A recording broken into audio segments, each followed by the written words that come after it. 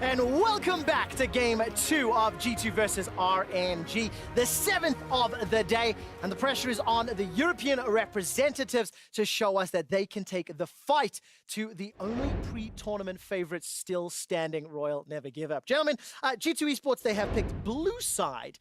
Now, in the first game, we were talking about how the solo lanes for G2 are their strengths.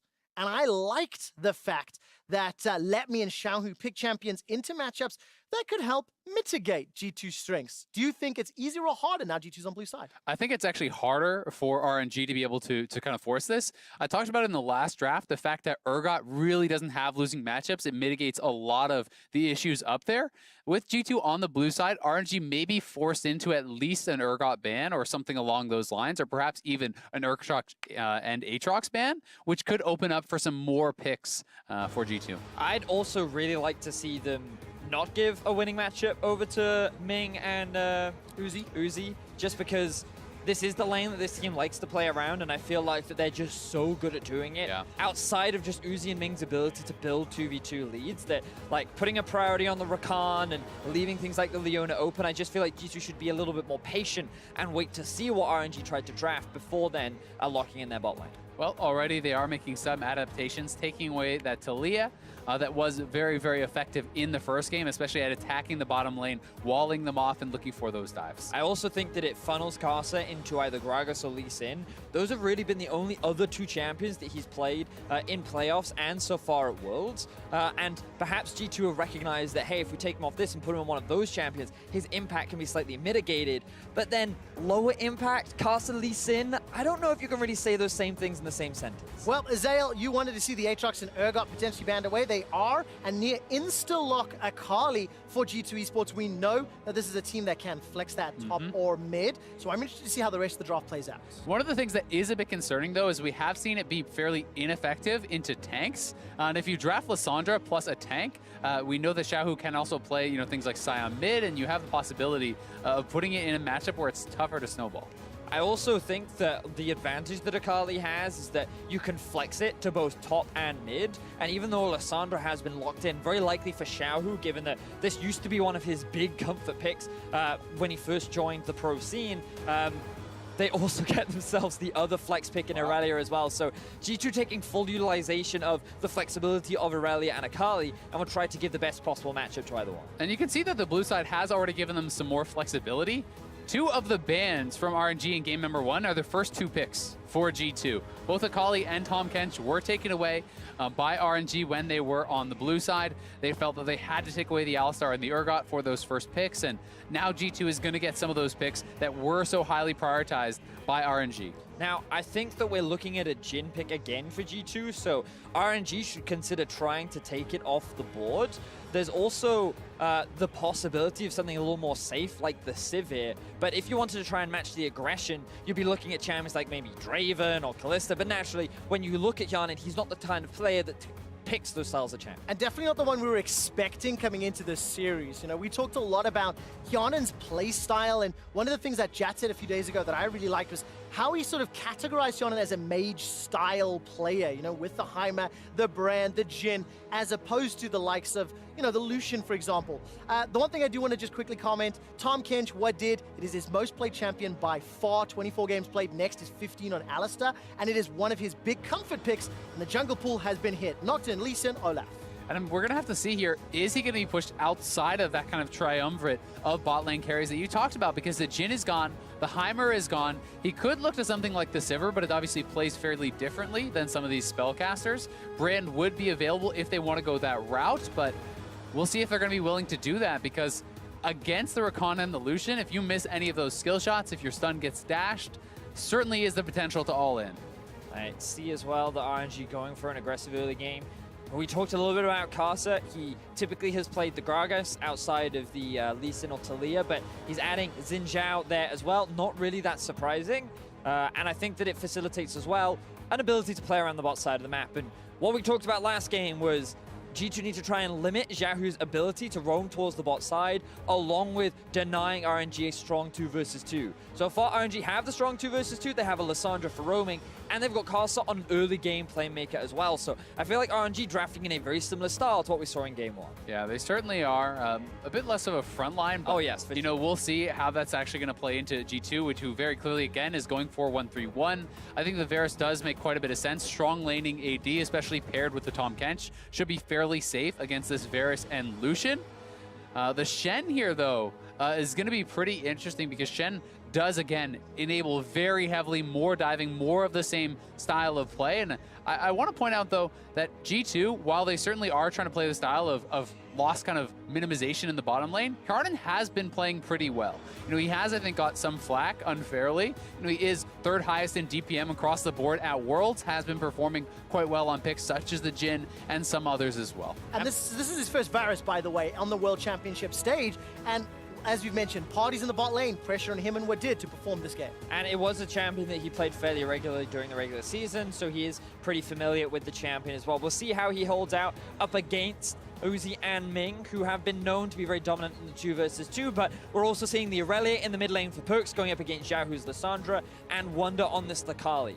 Slightly better matchups for the Akali and the Aurelia, but still, a lot of RNG's playstyle is their ability to team fight and play around the bot side of the map. Well, you touched on it. G2 Esports played with that Varus a lot during the regular season. G2 are now, again, finding themselves in a position where they got 2 of their comfort picks, the Irelia, the Akali. Perks and Wonder, what can they do with it? It will be Akali in the top lane with Wonder going into Let Me Shen. And Perks will be running that Irelia in the mid lane, going up against Xiaohu's Lissandra. And now, again, expectations are pretty much identical to last time around. Perks and Wonder want to get ahead. They want to be set up to be able to split push and play that 1-3-1 style. Whereas for RNG, they want to try and break that top bot tower as early as possible. They want to play through Uzi. We're going to see a lot of Xiaohu roams. We're going to see a lot of Let Me ultimates. And we're basically going to see, again, Uzi trying to carry this team. Yeah, and I want to see whether or not Uzi's counterpart Hjarnan can actually put up a fight, because we're going to talk a lot about RNG as this tournament continues to play out, and they are the expected favorites this series. 6 consecutive finals, they finally won them this year. G2 made 5 consecutive finals, won 4 of them. They faltered in spring, they fell in the quarterfinals of summer, and they had to run through the regional qualifier. Then they had to play in through the play-ins. And then they find themselves in a group where they actually step up and prove their 1-3-1 style does work on the world stage, and now they're going up against one of the world's best. And it's so interesting to see that this team, who had been so regionally dominant for so long, always failed to get into groups at Worlds. And it's this iteration, the one that did not have as much regional success, the one that struggled, but did find its own identity, did find its own path to success. And I feel that that has been such a clear story over the years for the Western teams at Worlds, that you can't always just play standard and get out. When you look at, you know, teams like this for G2, very defined 1-3-1 style. When you look at C9 and the reason that they have had success, it's often been, again, about a defined style. Play your game, as Captain Flowers would say, and has said.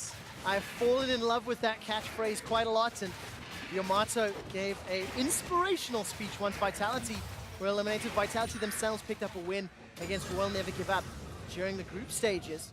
And we're going to keep a close eye on the early laning and how Castle will impact it. Remember in the previous game with Tilia, he got himself the double scuttle crab, and despite the fact that Jankos was able to pick up first blood, helping out Hjarnan, unfortunately, the rest of the attention to the bottom lane favored RNG and allowed Royal Never Give Up just to accelerate that mid game in their favor. So we talked a little bit about the 2v2 matchup earlier on, and to be fair, the one thing that I often very readily forget is how surprisingly powerful a Tahm Kench and a Varus lane actually is, largely because the range advantage the Varus has over so many other AD carries, combined with the just constant harassment and peel that the Tahm Kench provide, means that you can actually get pretty solid push in the laning phase. You can see if Hjarnan's ever in danger, oh, he gets taken to safety by that of Wadid. So already they're trying to put some pressure down onto Uzi and Ming, and they just have to be cautious of a potential early gank from Karsa. And they've also got to be really careful about how you use those Devours now on the Tahm Kench, because on this patch it is a very long cooldown, especially at rank 1. So if you use that very early on, they can look to attack you while that is down. Yeah, and of course, it was a Tahm Kench nerf during the middle of the season that actually really hurt G2 Esports. Wadid was one of the prolific users of TK down in the bottom lane. And once that laning power started to struggle, it hurt them. You can see in this bottom lane, though, 12 CS to 13, slowly pushing towards Uzi and Ming. And Carso, we caught a glimpse of him taking that second scuttle as well. Yeah, it's also interesting to note that you do see double cleanse here on the side of G2, both Perkz and Wadid taking that. Because there is this Lissandra, there is the Shenton, there's so much CC, you have to give that respect over to it, but it does make it harder for Perkz to get that 1v1 kill that he really wants to try to find on Aurelia. I also want to make a quick note of the ward that Jankos just put down. You'll see that there's a control ward just outside of the red buff, but there was no jungle camps for him to clear around the bot side of the map. And the reason for this is with a big minion wave pushing in, he wanted to make sure that Kasa didn't come into the bot side jungle unseen. But he just cleared out a ward, and now he's setting up for a potential dive. Yeah, and even if they don't go for this dive, at the very least, they may be able to zone G2 off of the wave. We'll see if they commit to it. Jankos is coming. The Devour needs to be perfect. Manages to gobble up Hyun, and this buys some time. Uzi takes a tower shot, and Xiaohu commits and completes the teleport. This is a 4 versus 3. I don't think there's a risk of a dive with Xiaohu backing away. G2 read the play, read the dive, and defended perfectly. And what a surprise. RNG tried to play around bot lane. They commit 4 members down there. Xiaohu once again at level 4, using his teleport to try and find some early kills. Results in RNG just getting a slight pressure advantage down towards the bot side of the map and starting to build that CS lead. Yeah, but this is really good. I would say the trade is certainly worthwhile as Perkz. Not only does he establish a CS advantage and push in, as they're going for Yarnin. Ooh, Ming jumps in. If he got that knock up, it may have worked. Hyun summon a heal will keep him alive through the ignite, but RNG already up 11 CS. They push Hyun out of the wave. And this is, again, rinse and repeat like a previous game. Yeah, that last trade does make it pretty rough because it had been, fairly even as far as the CS advantages and disadvantages in mid compared to bot. And the TP was down for Xiaohu, but now that Varus is sent back to base early without a really strong buy, and RNG get a free reset, it does get a lot tougher. Naturally, it's really hard for Hyun too. Like, what are you supposed to do when 4 people show up in your bot lane at like level 4? Yeah. It's a really difficult thing to deal with. And once again, it looks like Jankos is taking on the approach of, I'm going to try and stem the bleeding. But at level 6 in mid lane and top lane, I would like to see Jankos trying to get either Wonder or Perkz ahead, because this was something that we didn't see from him last game. And while Wonder and Perkz did very well in terms of their isolated 1v1, their leads weren't big enough to be able to threaten what RNG were doing and setting up elsewhere on the map. Well, unlike the previous game, Thaddeus, Jankos was in range to respond to the first roam down bot. So a little bit of adaptation and growth here on the side of G2. Wadid's even going to steal away the scuttle with a little bit of... Up for the cameras, boys. I actually love that.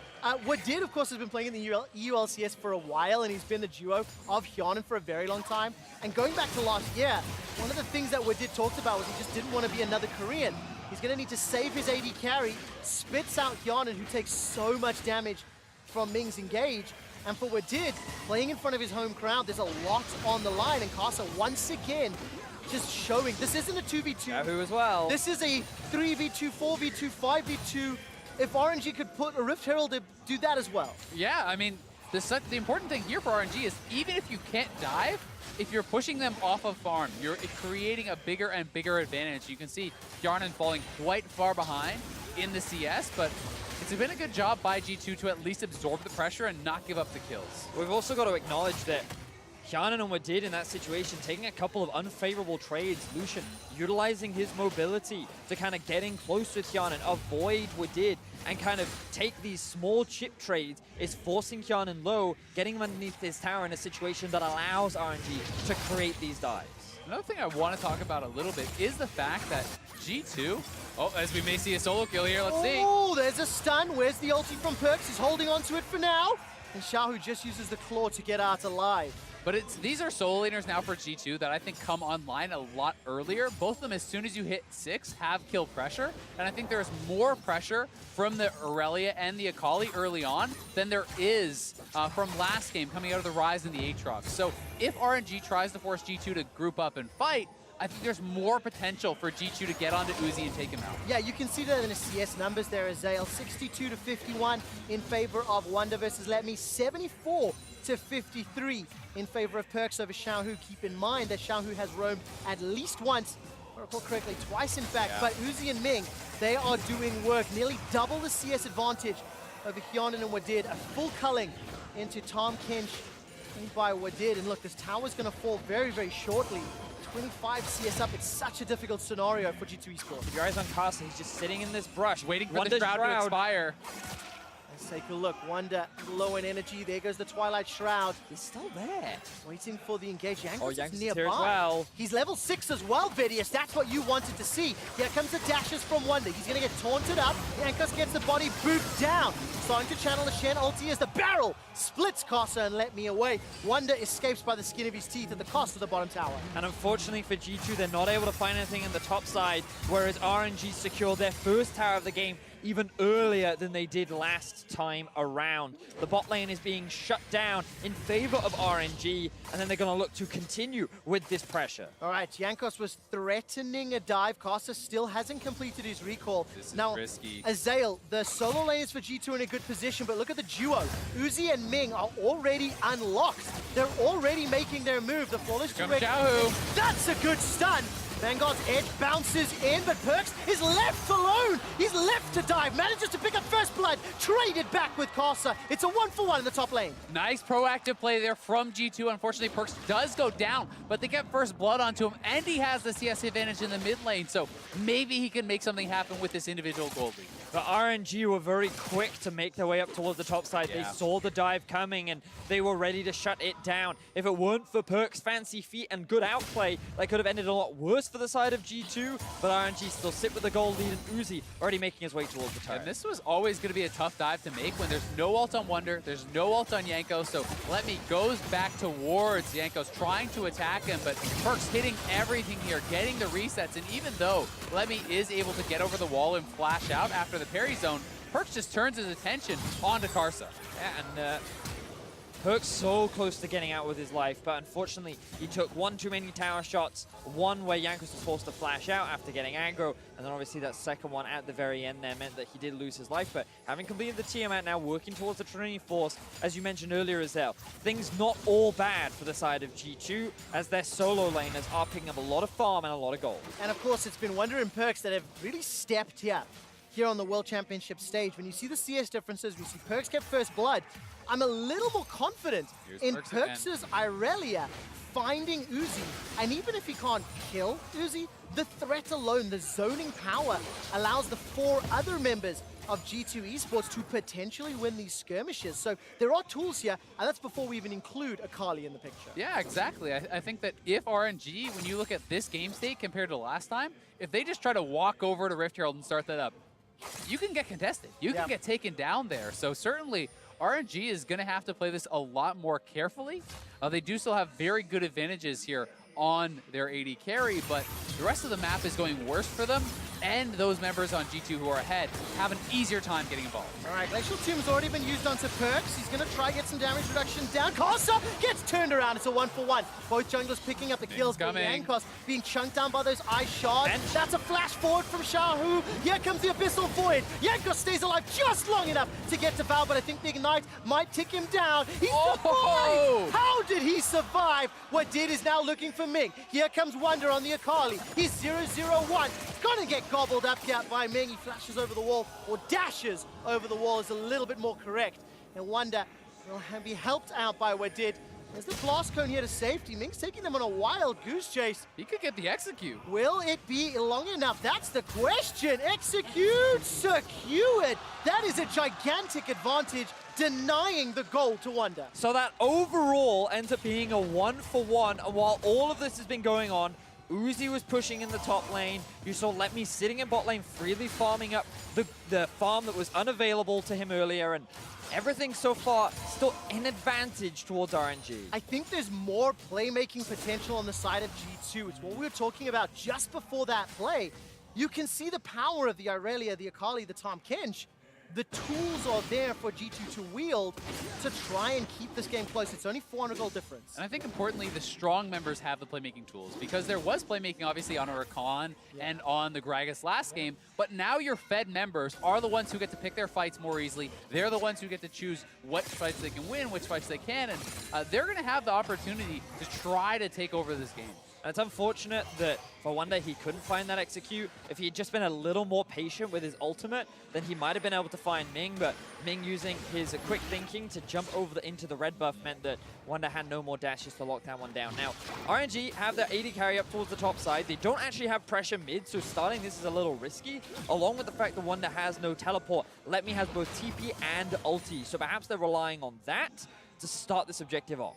All right, so let's take a look as the two teams start to collapse. One of the things that we've not talked a huge amount about is Let Me on the Shen. He's still down 40 CS in lane, having a little bit of a tough time as a lot of actions happen elsewhere on the map. But if G2 set up the 1-3-1, one of the best tools in the game in dealing with that is having that stand united, having the Shen available if and when needed. So for example, Xiaohu's under threat now. The Vanguard's edge comes out. Glacial Path used to safety. Had Xiaohu gone any lower, with no flash, no hourglass, Let Me could have been called in for some support, get stunned up, and that cooldown, that window of opportunity is also something G2 have to factor into the decision making. Yeah, it definitely is. And you know, when you're looking towards the Shen versus Akali matchup, you want to see Wonder, do more than just establish a CS advantage. Now that he's on Gunblade, he should really be able to bully this matchup, and you want to see him trying to turn it into a turret or a kill or something. Well, there's the Tom Kench. It's been unbenched. Yankos with a flash body slam. We'll look for Xiaohu. Now keep your eyes on Ming. If he gets a good knockup, there could be some follow-up, but there's not. 4 members of G2 collapse, they get the kill. Love the use of the Tom Kench ultimate there to set up a collapse onto Zhao, who has just been constantly pressured by Perks in the middle lane. They're able to find themselves a kill at last after the no flash and no Zhonya's, but we keep flicking over to these side lanes. Every time G2 try to make a play, Uzi is getting more gold, more farm, and more pressure. He's pretty much been playing PvE for the last 10 minutes. He does that a lot. He will get to the point where he is the raid boss, and then we see whether or not G2 can take him down. So we're going to have a look back at how this play kicked off. You can see on the minimap that Tom Kench had already set up the flank ready. They decided to just abandon the top lane tower, and they figured, hey, if we get a kill onto mid, maybe we can convert this into either a mid tower or a rift tower. And as we say that, here's that rift tower. All right, rift Herald just about to be secured. RNG though. Man that's been charmed up, knocked down. Rift Herald is secured, but at the cost of Wadid's life. Now it's a 4 versus 5, and that stand united from Let Me was monumental. A flash forward will not be enough to secure the kill yet until the rest of RNG collapse. So Rift Herald picked up, but at the cost of 2. Yeah, but you can see G2 able to at least dictate the pace of the game somewhat. They're the ones starting up the neutral objective. They do lose a kill here, but at least they got the Rift Herald and can try to trade that later for a tower. But I think that overall, the fact that Uzi finds himself another kill, the fact that both the teleport from Wonder was used along with both summoners on Shannon, means that I feel that this allows RNG to generate a lot more pressure on the map because they still have double teleport. Let Me didn't, he only had to use his ultimate rather than that global, and they can now better collapse on these side lanes, as we can see. Xiaohu, he decided to move away and not go for it. Remember, summon a spell less Varus? Yeah. I was just like, well, that's going to be a dead AD carry. Not this time around. Yeah, I mean, he didn't know where the rest of the G2 members were, so was a little bit afraid to go for it. Had he been able to see the map as we do, I think that would have certainly been a dead Varus. In this case, discretion, better value there, and they're going to look for Wonder. All right, Wonder's got flash available to him. He's going to be able to dash over the wall for now. Being collapsed on by all 5 members of RNG. The Twilight Shroud will buy some time.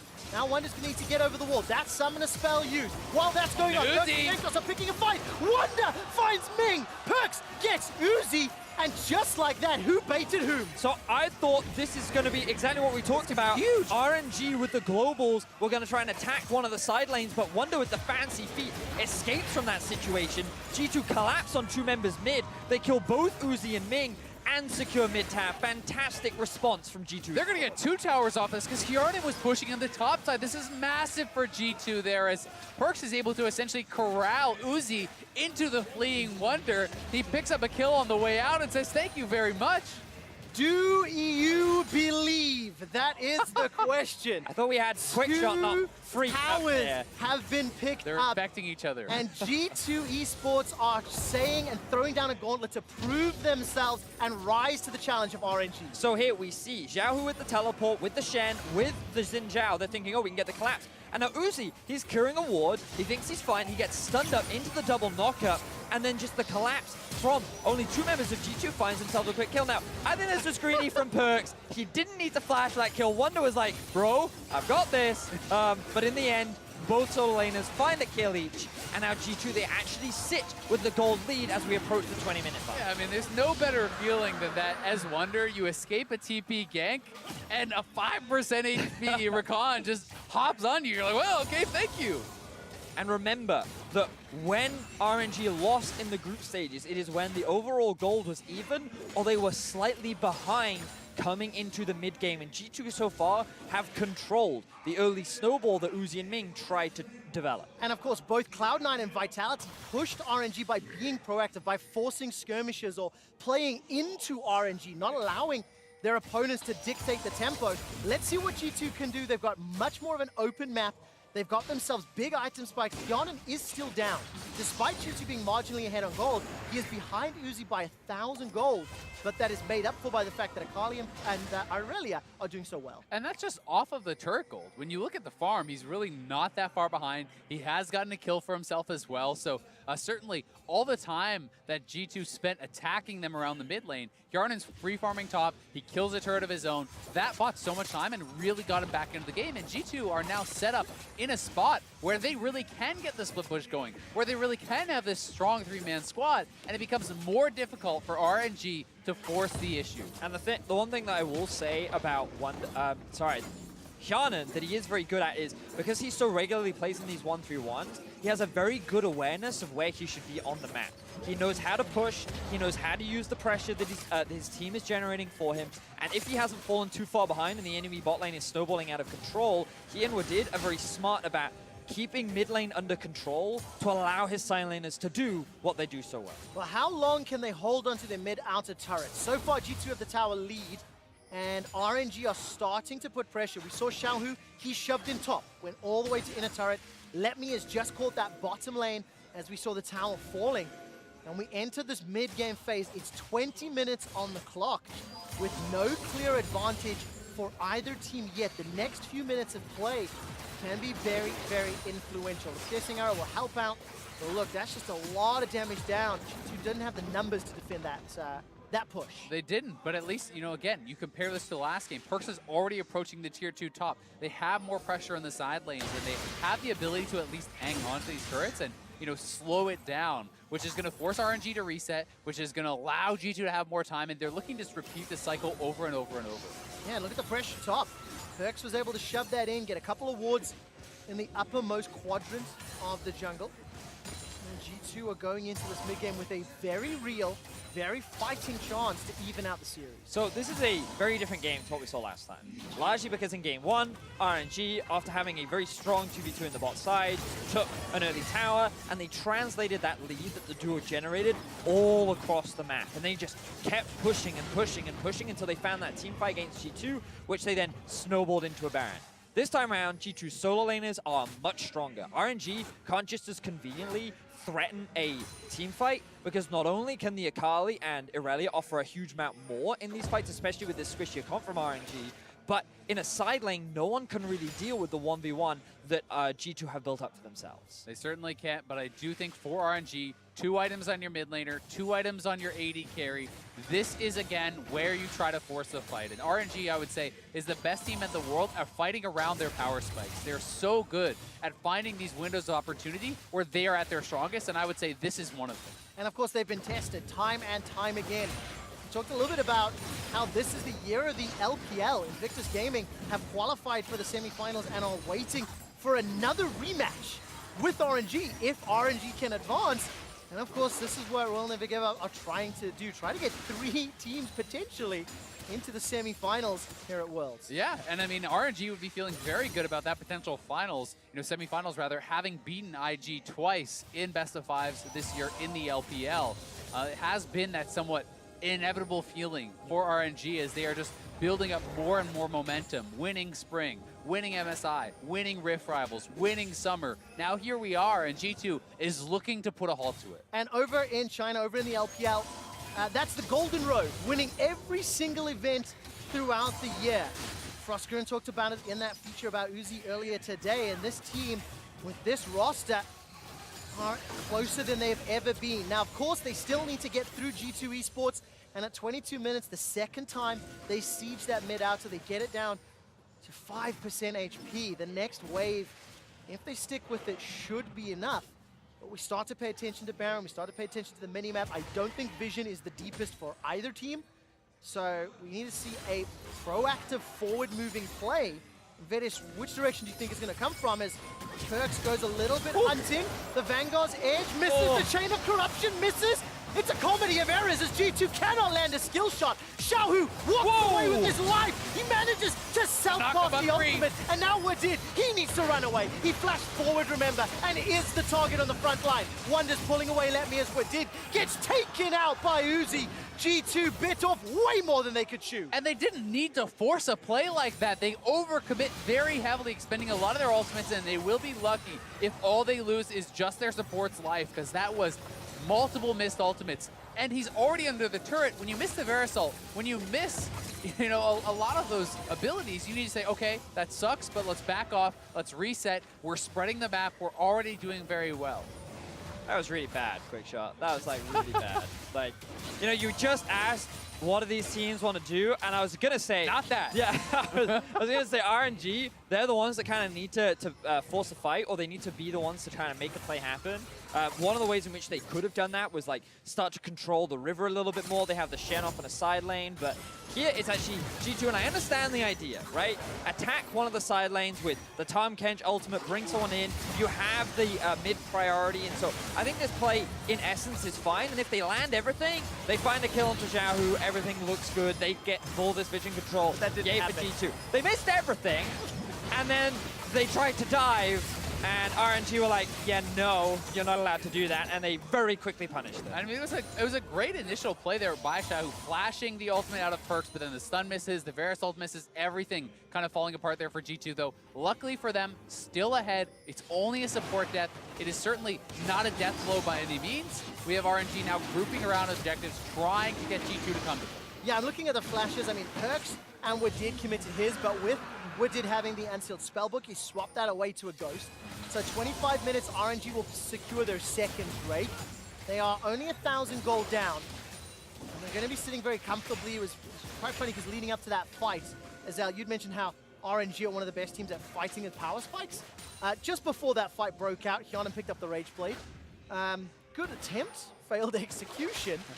And I'm going to go back to the same question. Let's talk about, like, what are the steps these teams need to do? For G2, it's get vision, set up a 1-3-1, have pushing waves, and then either look to threaten inner turret or potentially Baron. No, you do what they just did. You attack the sides, because the thing about Tom Kench ulti, I think the best example is when they played against Flash Wolves and they used the Nocturne ultimate to kind of come down a lane and find a pick. You can do a very similar thing with Tom Kench, but to do that, you need to have vision control and you need to have mid lane priority. Now, in order to generate that, you have to have pressure on the side lanes. So what you'll see from G2 is Wonder will push up, Perks will push up, Wonder will maybe start roaming up to mid, and this is the kind of situation where you'll see if Let Me was in the lane, they will look to try and use a Tom Kench ultimate to find a collapse, find a pick, and then a 4v5, then they can maybe look for a team fight. But for RNG, the problem is it's going to get harder and harder because these silence are going to get more difficult to kill. So the windows with which they have to kind of force a fight and the windows where they'll even have the pressure to do that are becoming shorter and shorter. I'd also caution 4G2 attacking away from the global. If you attack someone other than the Shen, it becomes very easy for RNG to have a second member there. If that is a play towards the Shen, it may have a better chance of working out. And as you were just pointing out, Uzi now on 3 items, hits that power spike. This is, again, another opportunity where they are at an extremely strong point. The Phantom Dancer is looking to duel. All right, Wonder's going to get blown up before he can do anything. They're going to Baron. He had Flash, he had Hourglass, and he had no time to use it. Touching on the 3-item Uzi, he's got a Phantom Dancer as his third pickup. I love that. when you consider Akali and Irelia are going to be jumping onto him, and RNG are the ones that find the pick and get control. And this is what we didn't get the chance to talk about, is RNG punishing the rotations from the side of G2 as they find that pick, and now Casa's found Perk. All right, Stand United's being channeled onto Casa. The Vanguard's Edge comes out, lots of dashing in and out, and Perk stays alive just long enough for Jankos to get there. Chain of Corruption this time round starts to spread on the RNG members, and Jankos is left for dead. Takes the blast gun out to safety as a flawless Uzi, gets the face check. stunts. They're winning this! Jankos, how did you find Uzi? Uzi, why were you face checking? RNG are now running for their lives as Xiaohu is low. A Devour from Wadid buys some time. G2 are low as well. These teams are fighting on a knife's edge. Wonder will complete the teleport, and RNG sense impending doom. Let me looks for the re-engage as Xiaohu is dropped to the back line. Wonder's looking for Casa, and Ming is running for his life. Let Me's down. RNG are down, and G2 Ace Royal never give up. And that was all off the back of beautiful play from Perks. In a 1 versus 5, he buys enough time for the rest of G2 to turn around an overcommitted RNG.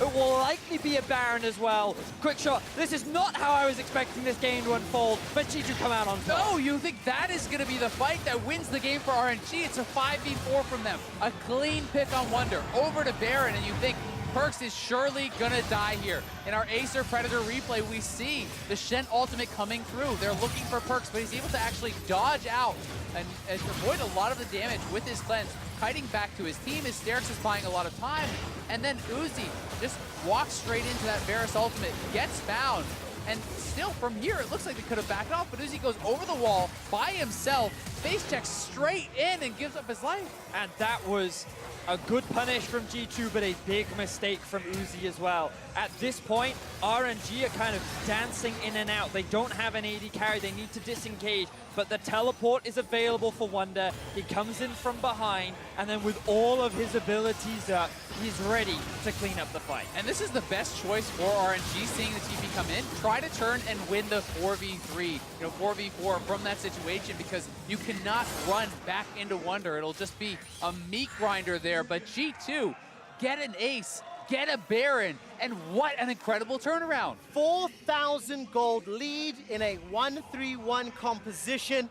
And look at the damage difference. That is Hyonin at 5,100 for the team fight versus the 1,000 of Uzi. And this will be a little bit of a replay as Wonder's going to be able to get the Shroud down. Casa coming up behind Xiaohu. The Wonder escapes with his life. And look at the minimap. G2 have already taken the inner turret. This is the 1-3-1, ladies and gentlemen. G2, they're not just pushing one lane, they're pushing multiple. And as RNG send 4 members to the bot side of the map, G2 are quick to secure themselves 2 towers. Yeah, this gold lead is just exploding, and now for RNG, they're being sieged in the base. They're almost forced into an engage here, but G2 is setting this up very, very well. You have Wonder in the mid lane, pushing in the waves. We'll see if RNG can force us back or find that engage. All right, I'm keeping my eyes on the positioning. RNG group towards this top inner turret as Wonder is waiting for those minions to just conga line their way to the mid turret. There's a minute and a half on Baron. And the inhibitor turret in the top lane is chunked down very low for G2. Got to be a little careful they don't get jumped on. The Shen, the Lissandra, the Zen, because when an engage happens, it is quick, it is efficient, and RNG can shut down G2. Now, G2 ideally would like to send someone bot to clear that one out, but they don't have a teleport anywhere else on that roster. Now, they're just going to try and set up the kind of 1-4 or, just push these 2 lanes in for now, utilize the Baron buff as much as possible. You have the Varus with pretty good range, staying outside of Uzi, and it's Let Me that you just have to be careful of as Hyonin gets close to the tower. All right, Wonder's going to be back on that mid lane. RNG looking for some sort of initiation. Casa will find a 3-talent strike onto Perks. Xiaohu is holding my breath for that glacial path. He chose not to follow it up. There is an Infernal Drake waiting in the pit to be secured. There is a minion wave pushing towards G2 Esports, and they have not yet cracked open the base. A small thing here, note how Hyonin isn't pushing the wave because he's waiting for mid to hit the tower at the same time. They're trying to divide RNG so that they can't just immediately force a fight, but Hyonin's so close. Oh Oh, look at that! That's what happens when ultimates connect. Chain of Corruption as well as the Rankos barrel. They find a pick onto Ming. Now Carson and Xiaohu are jumping onto Perks. Perks throws down the stopwatch, stays alive for a few seconds longer, flashes out to safety. The top inhibitor turret is secured as Carson and Xiaohu are like, screw the base, we want the kills, mates. They're chasing Wonder and Perks. This feels personal. Wonder will have some support as Yonan comes in with the Abyssal Void. Xiaohu escapes with his life for now, and now Carson will get taken down. Yonan is on a rampage. The inhibitor fell. Another inhibitor turret's going down. The G2 may just continue to push here. They're going to get a second inhibitor for sure. 40 seconds on Karsa, so they'll retreat to the Infernal Dragon. They have taken full control of the game. And expectations are once again being defied. G2 are playing to their style. They're allowing RNG no opportunities to come back into this game.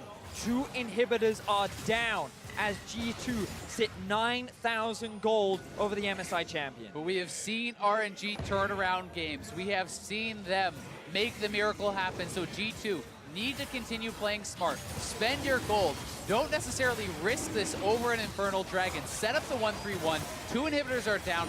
Play it slow. Close out this game. G2 will just back away, and we'll get to see a replay of how this happened again. Note how the map is being divided right now. 3 versus 3 here, and this is great for G2. A good ultimate onto Ming, combined with the ultimate from Yanko, sets up for a quick pick. And then Karsa and Xiaohu are like, all right, let's get something back here. Perks has overstepped. He buys so much time with the damage reduction on the W, combined with the stopwatch, and he then goes in. Who expects him to go in? He then gets the shield from the Sterix to dive out, and then the 2v2. Akali's like, yeah, I think I can take this, and then all kinds of crazy stuff happens. Yeah, I mean, they're able to buy so much time with the Shroud, with the double stopwatch, with the Sterix gauge, and the all-important Tahm Kench ultimate brings in reinforcements here, allowing G2 to win that fight. Well, there's no way Zakali and Irelia will be allowed through the draft in the next game by RNG. At least I don't anticipate that to be true. And the gold graph, you can see the scale. Yes, RNG had a lead of around 1.4k at some point. It is now 9.7 thousand gold in favor of G2 Esports, a team wasn't even expected to be here. A team that had to take down Schalke 04 in the regional qualifier gauntlet and stepped up and continues to step up against every threat in their way. Now, we have to remember that the Baron was secured after G2 found an impressive fight after Wonder got picked off. You could say on paper, G2 shouldn't have secured that Baron. However, the Baron now spawns in less than a minute. Flash on Uzi! All right, Ming's going to be jumping back in. Uzi's the target. Stand United's being channeled down, but Ming will go down. Wonder's on a killing spree as Karsa is caught amongst G2 Esports. Uzi is killed in the back end as Wonder is flying through the map. And it's Yonan that's got himself another kill, and Perks jumps on the back end with the Vanguard's edge. Inhibitor is exposed. The Nexus turrets are falling, and G2 Esports punch back, defying all odds, and prove they can go toe-to-toe with RNG, 1-1 in the series. And I was just about to talk about how the setup for Baron was going to be really important for G2, and there you go. You know what? Forget it. Let's just fight him. They stop the engage from Ming. They end up turning it around. They end up finding a big victory over RNG, and for me, this is a surprise because I thought the RNG would let Heimerdinger through, and that is what would allow G2 to find the win, but they stuck to their style. They got Aurelia Akali, they played the 1-3-1, and they find a big win. And Worlds, again, just keeps delivering. It's been showing us time and time again, no one is unbeatable. No one is infallible. You see, RNG losing a team fight to G2 in a 5v4 by the Baron and to lose that game. Uzi face-checking. There's sentences I didn't think I was going to say today. For a breakdown on how G2 equalized this series, let's hear from my analysts. Thank you very much. Quick shot. What a turnaround for G2, pushing us to 1-1 in the series. It felt very doom and gloom coming out of that first game because of how dominant and how ahead Uzi got. And even coming out of the early laning phase, you know, we had me and Deficia saying, maybe they have to ban the Lucian. Like, how do you stop him from being so lane dominant? But much like game one, G2 had huge solo lane advantages. And unlike game one, they found a way to use them. Yes, and I think unlike game one also, they got the leads a little bit earlier. It wasn't a trade farm, Aatrox Urgot for 25 minutes before Aatrox got ahead. It was literally from the start. Akali would be like 20 CS up, the Irelia in the mid lane will start forcing plays with perks. And I think that was a big difference. And then the Tom Kent. Okay, I was going to say, let's be real, Deficio. If I could tell you that G2 would get Akali, Tom Kent, Aurelia, Varus, and Gragas, would you be a happy camper? The dream comp, if you just had the Heimerdinger. The Heimerdinger is probably the only thing missing in that G2 perfection comp. Frost, what are your thoughts on this matchup? Which is so strange because I felt like, you know, there has always been a bit of pride in RNG, especially with their drafts. I thought for sure that the Heimer would be let through. They've been respecting the Heimer, but they don't respect the Akali Aurelia. And for me, it feels like that they thought that the Shin might be the answer. That you see, you know, either the 1-3-1, so you are able to play a side lane or try to impact a side lane by having a Shin, or when Aurelia and Akali try to blitz back onto Uzi, that you have the Shin shield to absorb it. But frankly, they bet on it and it burned them. Yeah, and I think they were probably not expecting the G2 bot lane to actually start joining fights so early despite being so far down, because they took bot lane turret, they took top lane turret. We showed the goal difference from Uzi. It was like 1,300 in the early game. It looked doomed for Yanin and Wadid, but then what G2 will do is they will just start saying, you know what, this 2v2 laning phase is over. We start fighting around our mid lane now, and Wadid will on cooldown, ult into the mid lane, sometimes alone, sometimes bring Yanin with him. And when they do that, they take the fight away from Uzi and the 2v2, and they move the fight to the solo laners, which is the problem for RNG, but the strength of G2. Yeah, which is so weird because I know that Xiaohu can be a great mid laner. And I know that Let Me can do better than down ADC, yes. At least I think they can, because I've seen them do it in the past. Yet, this has happened 2 games in a row now, and I'm now questioning whether or not RNG can win just playing through bottom lane if their solo lanes are going to go down 80 CS by 25 minutes in each game. Because even, like, yes, game 1 was dominant, right? Yeah. They never tripped up and they were able to close the game. But if the game stretches to 35 minutes to 40 minutes, right, it's a pretty narrow win condition for RNG. And it basically requires a player like Uzi to not make mistakes. And you heard Quick Shot say it. He didn't think he'd ever be saying Uzi face check for the loss, but that's exactly what happens around the Baron. G2 picking up plenty of kills, the Baron on the back end, all because RNG was just pushing forward. Yeah, individual decision-making errors, and Uzi makes the first one probably the most egregious after very fancy footwork by Perks, but going over this wall, not keeping track of where the enemy is, and just frankly feeding or power entering. I mean, kind of inexcusable from the best player in the world right now. Stack his cooldowns. I mean, Perks just was also there, but Jankos just gets the one shot. The rest of this fight was also pretty high mechanics, and Let Me also dropped the ball. He's going to miss a taunt flash towards the end that would have been able to kill Hjarnan, but that doesn't happen. Obviously, the teleport comes in from behind, and RNG has to improvise, and oftentimes, RNG wins these improvisation battles, but G2's solo laners, we say again and again, are so damn good that they're able to actually outplay in these close situations. And unfortunately for RNG, this wasn't the only individual mistake that they made. You then have that crazy 1-3-1 that once G2 had the Baron, and you know, Karsa and Xiaohu are just hard chasing down the mid lane while the rest of their base is on fire. I can understand the mistakes following that Baron a little bit more, only because at that point, G2's in the driver's seat, right? Yes. That's the kind of game that G2 wants to play. With control of the map, boom into the 1-3-1, and then it felt like RNG had no chance. Yeah, that's why they were trying to force right there with the play onto Perks, but he completely outplays it, lands a stun onto Uzi as well, who then gets hit by Yanan's ulti, and he was low.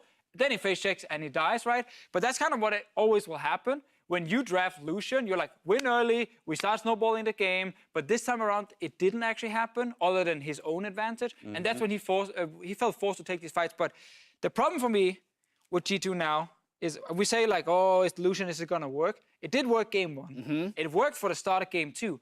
And RNG can just pick blue side, and they can ban Heimerdinger, Akali, Tahm Kench, and you just remove 3 of the best picks. So this kind of draft will not happen again. Deficio jumping straight to the negative. We haven't even talked about the MasterCard player of the game yet. Let me build your team up, my friend. Wonder, massive performance on the Aurelia out of the top lane. for G2. And to be frank, we were going back and forth. Do you give it to Wonder? Do you give it to Perks? Frankly, at the very end of the day, I think that Wonder was just a little bit more on the ball than Perks was, a little bit more to the early rotation for a lot of these plays, and really showed up on the back half of it. Shout out to Wadid as well on the TK. In there being very important once he got out of the laning phase. Yeah, also just heard RNG blue side as expected.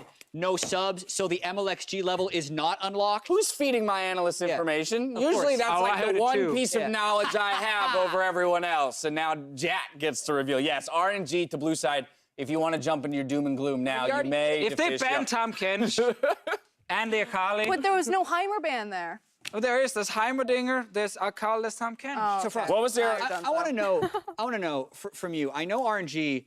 You've said in the past will be unbeatable in best of fives. After watching that game, do you still believe that? Whoa, whoa, whoa. My prediction was 3-1. I knew that RNG would fumble a But he's draft saying at one point. unbeatable over the best of five. Yeah. Is right. So do you still believe that RNG is unbeatable in best of five series? Yeah, I think that RNG look at that game, and even though a lot of people will look at that draft and say G2 had the outscaling advantage and that team fights would be hard, I will always still wait that RNG are such good team fighters. Of course, there will be times where they just randomly face check into bushes. We've seen Let Me do it. We just saw Uzi do it. Like, they are not infallible. But if you are a betting person, then I have to bet on RNG. 90% of the time, they're going to win the 5v5. I think they go backstage and they say, that was an execution error. You probably shouldn't walk into the darkness, but I don't think they think anything else from that. Yeah, I do think RNG is still the favorite in the series. The blue side, I think. Do you think it's 90%?